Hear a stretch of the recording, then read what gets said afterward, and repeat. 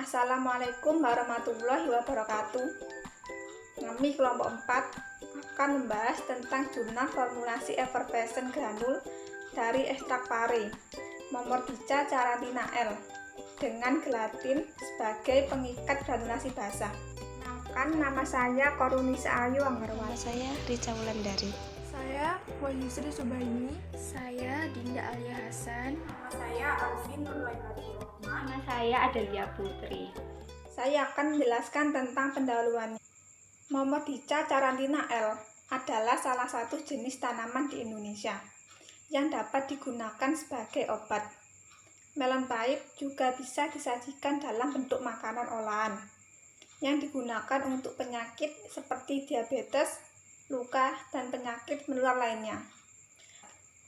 Bahan tambahan yang digunakan adalah gelatin yang memiliki sifat tidak mudah terkontaminasi seperti PVP dan permen karet Arab yang memiliki sifat higrokopis yang meningkatkan rasa, bau, dan warna pada preparat. Tujuan dari penelitian ini adalah untuk mengetahui pengaruh variasi konsentrasi gelatin sebagai bahan pengikat pada butiran effervescent dari buah pare dan menentukan variasi konsentrasi gelatin terbaik dalam formula granul effervescent dari ekstrak pare. Saya akan menjelaskan metode nomor 1 sampai 4. Yang pertama, alat yang digunakan: neraca analitik, mortir stamper, blender, ayakan nomor 20 dan 40, rotary evaporator, oven, water bath, keseimbangan kelembapan, stopwatch, alat uji laju aliran, dan pH meter. Bahan yang digunakan: ekstrak etanol buah pare, asam sitrat, asam tatrat, natrium bikarbonat, aspartam, gelatin, laktosa, dan buah melon pahit. Yang kedua, membuat simplisia dan bubuk. Buah melon pahit segar dicuci dan dipotong dengan diameter 2-3 mm. Kemudian diletakkan di loyang dan dikeringkan dalam oven dengan suhu 40 derajat Celcius hingga kering. Kemudian diayak dengan ayakan nomor 40. Yang ketiga, membuat ekstrak pahit melon. 450 gram bubuk pare kering dimaserasi dengan etanol 70% dengan perbandingan 1:7,5. Maserasi dilakukan selama 5 hari. Kemudian disaring dengan kain flanel untuk mendapatkan jus. Jus yang telah terkonsentrasi dengan rotary evaporator dan diuapkan di water bath untuk mendapatkan ekstrak kental. Yang keempat, formulasi granul effervescent. Dalam penelitian ini, 3 formulasi granul effervescent ekstrak pare dibuat dengan konsentrasi yang berbeda dengan pengikat gelatin. Metode nomor 5 membahas tentang membuat butiran effervescent. Pembuatan butiran effervescent dari ekstrak pare menggunakan metode granulasi basah. Langkah pertama, mencampur ekstrak melon pahit dengan natrium bikarbonat dan keringkan pada suhu 35 derajat sampai 40 derajat Celcius. Tambahkan gelatin, aspartam, dan beberapa laktosa. Keringkan dalam oven pada suhu 50 derajat Celcius selama 24 jam. Nah, langkah kedua, granulasi komponen asam dengan mencampurkan asam sitrat dan asam tatrat. Dikeringkan dalam suhu 35 derajat sampai 40 derajat Celcius. Tambahkan sebagian ekstrak pare, larutan gelatin, keringkan dalam oven pada suhu 50 derajat Celcius selama 24 jam. Setelah kedua komponen dikeringkan, kemudian campur dan ayak dengan ayakan mes nomor 20. Kemudian sifat fisik butiran diuji termasuk organoleptik, aliran butiran waktu,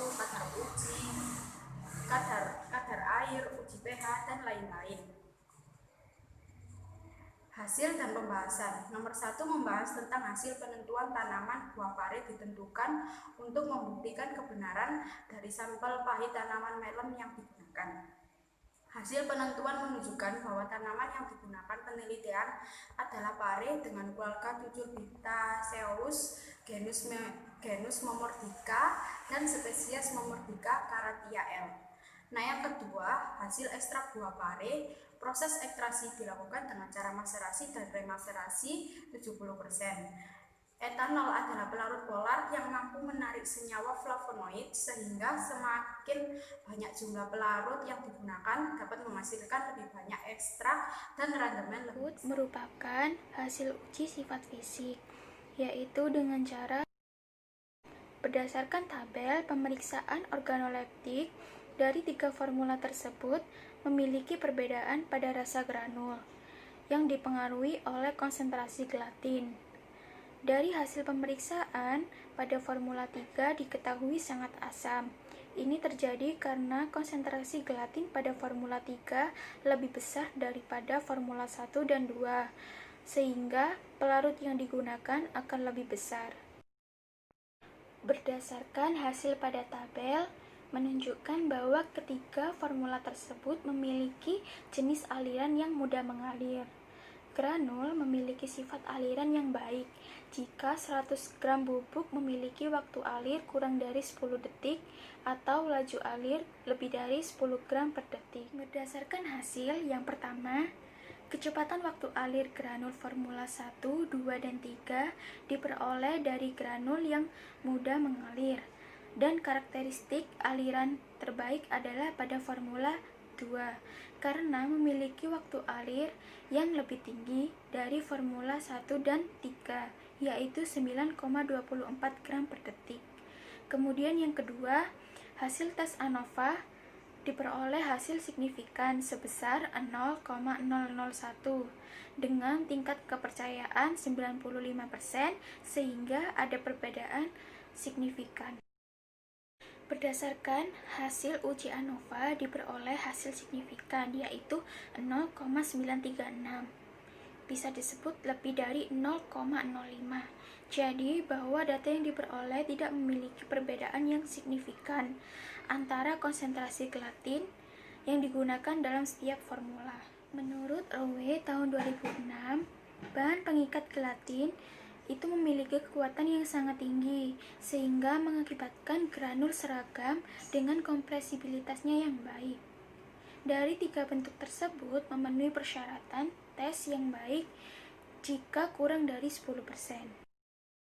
Syarat dari evolusi kadar ini, semakin tingginya konsentrasi gelatin, maka semakin banyak air yang terperangkap dalam gelatin. Persyaratan dari uji kadar ini 0,4-0,7%.